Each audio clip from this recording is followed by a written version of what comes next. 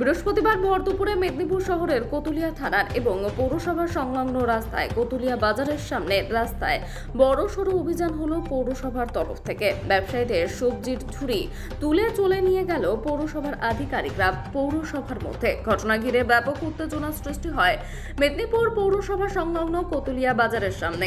ব্যবসায়ীদের অভিযোগ, তাদের 14 থেকে 15 বছর কোনোদিন কিছু বলা হয়নি, হঠাৎ করেই আজ কোনো সময় না দিয়ে পৌরসভার আধিকারিকরা জোর করে সবজির ঝুড়ি নিয়ে চলে যায়। এ বিষয়ে পৌর প্রধান সৌমেন খান বলেন, গোটা কোতুলিয়া বাজার ফাঁকা পড়ে রয়েছে। বাজারে না বসে বাজারের সামনে ব্যস্ততম রাস্তার উপরে দিনের পর দিন বসে ব্যবসা করছে, ফলে গুরুত্বপূর্ণ এই রাস্তার উপর তীব্র যানজট সৃষ্টি হচ্ছে। এই রাস্তার পাশে একাধিক স্কুল, ব্যাংক, থানা এবং পৌরসভা রয়েছে। বারবার পৌরসভার তরফ থেকে বলার পরেও ভ্রুক্ষেপ করেনি ওই সবজির ব্যবসায়ীরা। এর আগেও অভিযান চালানো হয়েছিল, সতর্ক করে দেওয়া হয়েছিল ব্যবসায়ীদেরকে, তাতেও কোনো কাজ হয়নি। তাই আজ বাধ্য হয়ে পদক্ষেপ নিতে হচ্ছে পৌরসভা থেকে। মুখ্যমন্ত্রীর নির্দেশ মতন আমাদের সমস্ত বাজারগুলোতেই একটা নিয়ন্ত্রণে এসেছে।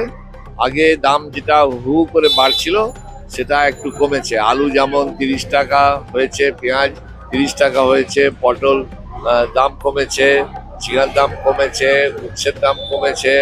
যে দামগুলো একটা বেশি হয়ে যাচ্ছিল, মুখ্যমন্ত্রী বলার পর থেকে আমাদের সবাই বাজার কমিটি এবং বাজারগুলোতে নিয়ন্ত্রণে আনার চেষ্টা হয়েছে।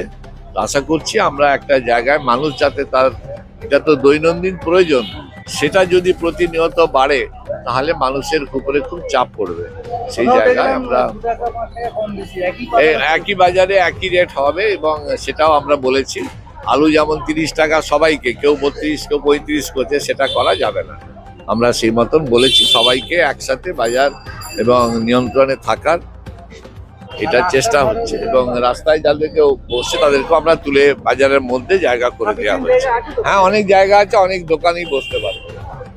মেদিনীপুর থেকে শেখ ওয়ারশেদ রিপোর্ট, বিগ নিউজ।